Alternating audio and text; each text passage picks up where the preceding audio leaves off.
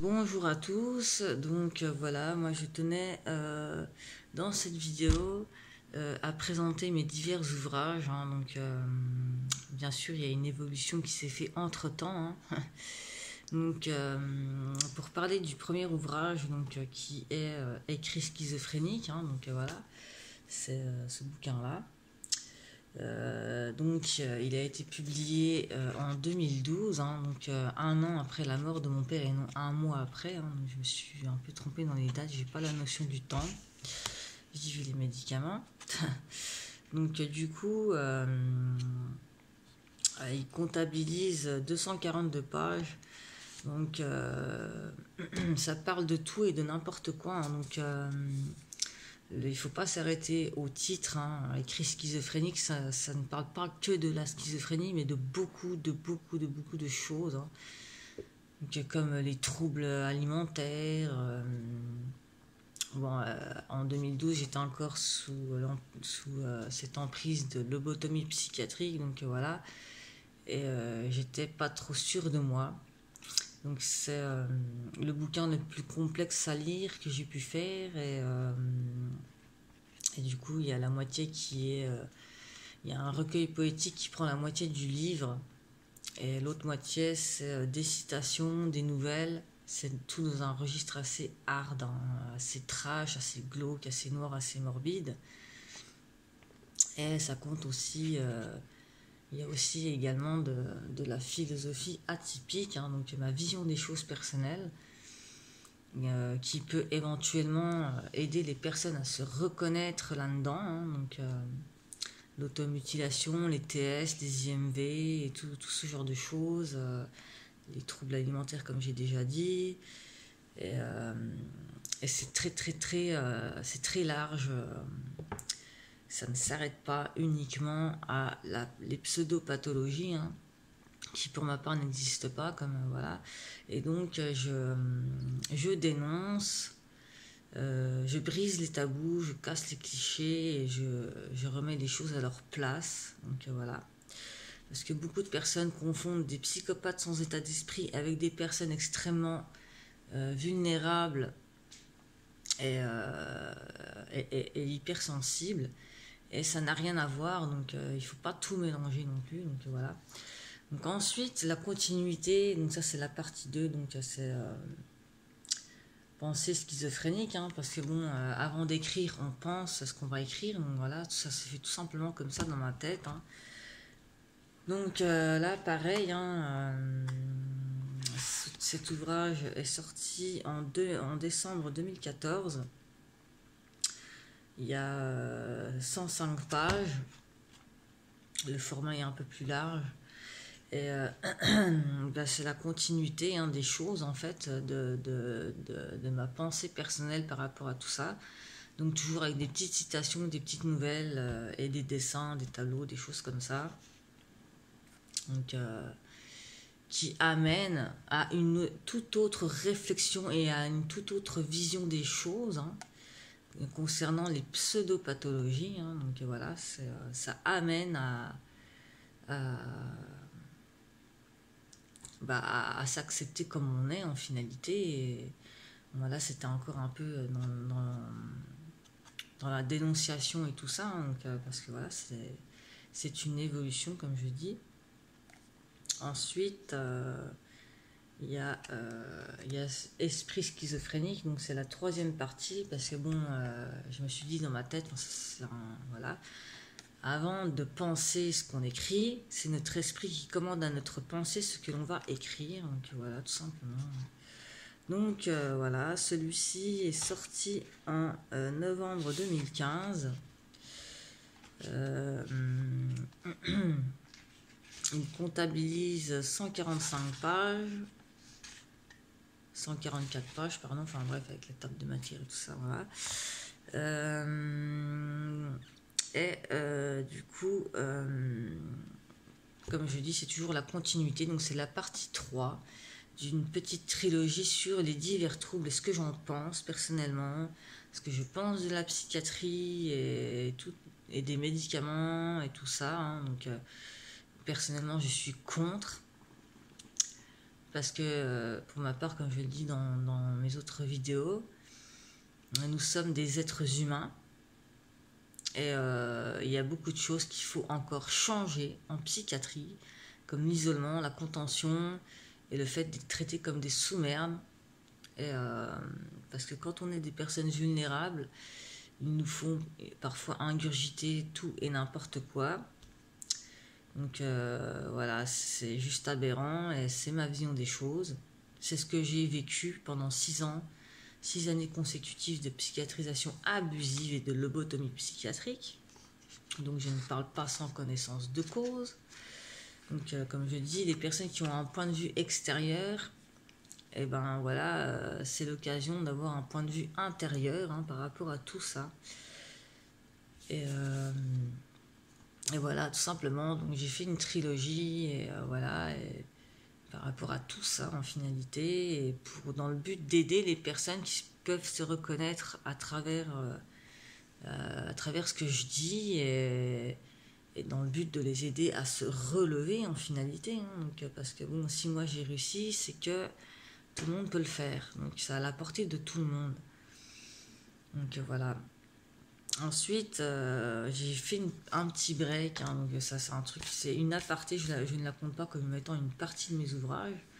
Donc c'est la révolution des pantins, donc voilà, qui a été édité en 2016.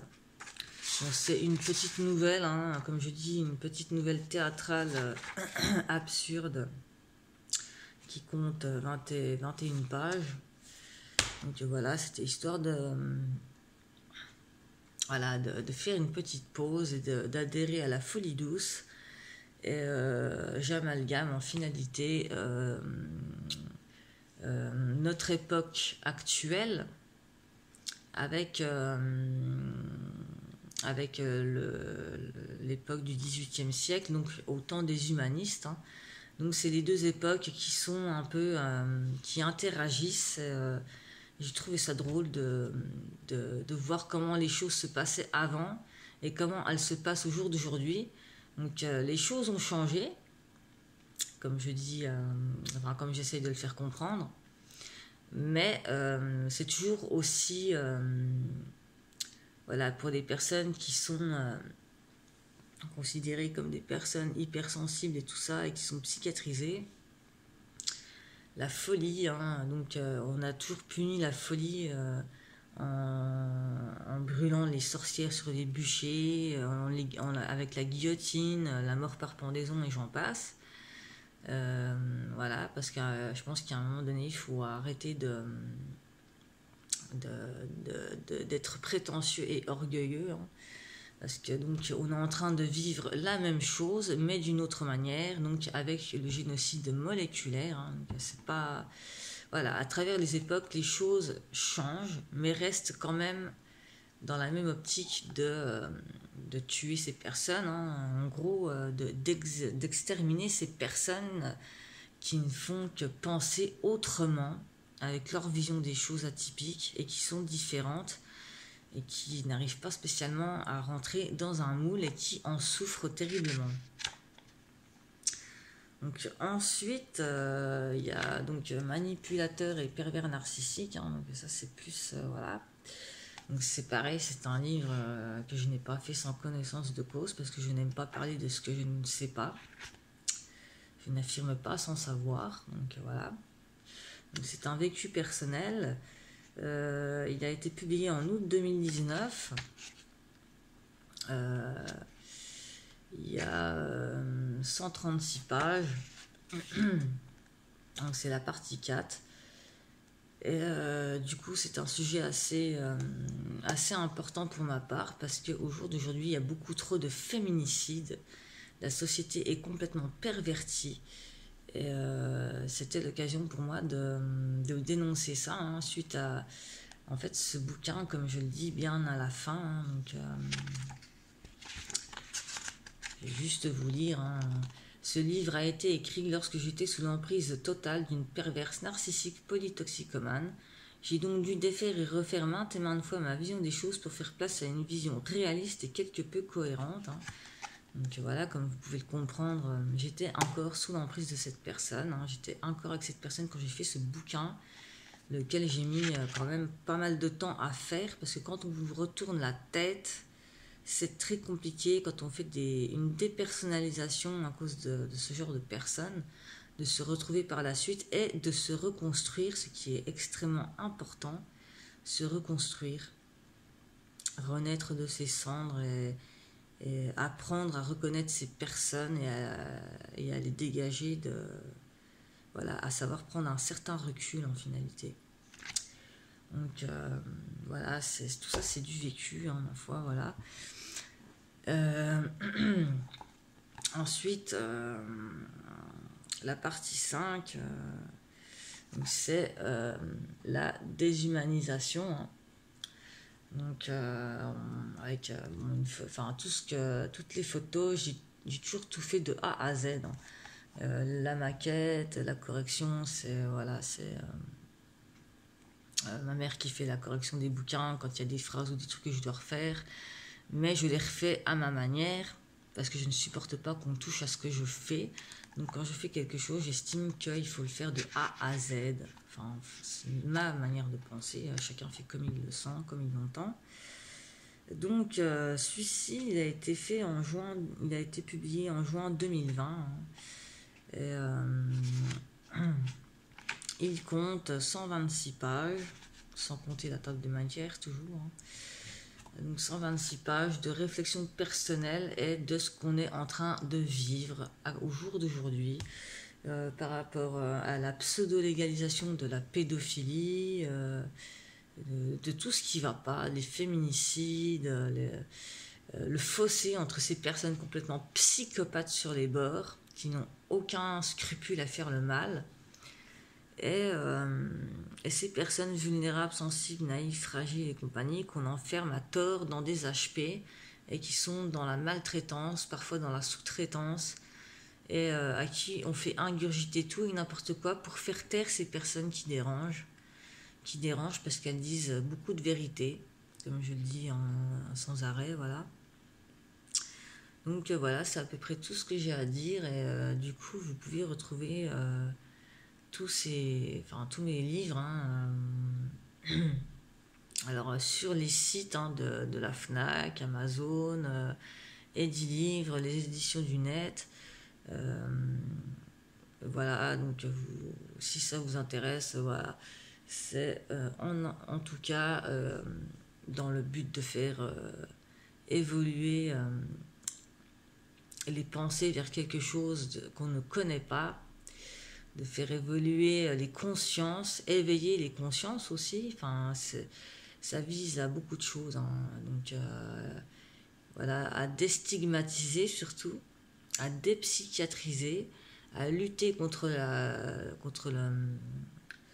le stress, ce que j'appelle le stress post-psychiatrique. Hein. Donc, pour ma part, ça existe. Hein. Le fait d'avoir été traumatisé par la psychiatrie, c'est un stress post-psychiatrique. Donc, c'est un mot que j'invente. Donc voilà, j'en ai déjà parlé, mais je pense qu'au jour d'aujourd'hui, c'est très important de parler de tout ce qui ne va pas dans ce monde, et voilà. Et du coup, j'enchaîne, je suis sur peut-être un roman, je sais pas. Et bon, j'ai tartiné quand même, voilà, c'est un 7e ouvrage, ou un roman, je ne sais pas encore. J'en suis, je ne vais pas dire à la moitié parce que je ne sais pas combien de pages ça va durer. Enfin, je n'ai pas envie de faire ça à l'arrache. Je ne suis pas dans l'esprit de concurrence, de compétition, à savoir qui va écrire la meilleure nouvelle ou tout ça. Je fais les choses pour passer des messages importants, de faire attention avec les médicaments, de ne pas faire n'importe quoi. Si vous avez l'occasion de vous tourner vers autre chose, vers une alternative aux médicaments, comme le MDR, la sophrologie, la microkiné, quelque chose à laquelle vous êtes réceptif, parce que personne n'est pareil, c'est du cas par cas. Mais néanmoins, j'espère que ces bouquins, que mes livres pourront en aider beaucoup, parce que c'est le but, hein, recherché. Hein. Le but, c'est pas spécialement de me faire de la thune, hein, parce que bon, voilà, après, pour les gens qui veulent tout savoir, j'achète mes livres au même prix,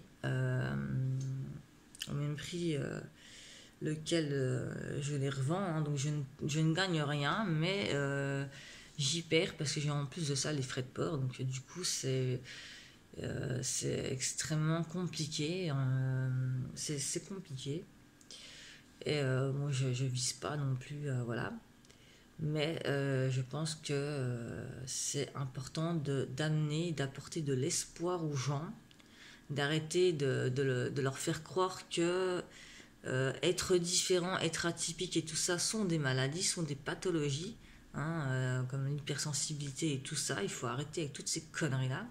Il n'y a pas de case, il y a juste des êtres humains, des individus différents, atypiques, qui ont un mode de fonctionnement propre à eux-mêmes, et tout ce genre de choses, et qu'il faut accepter ces personnes-là, et non pas les détruire parce qu'elles sont différentes, voilà, tout simplement.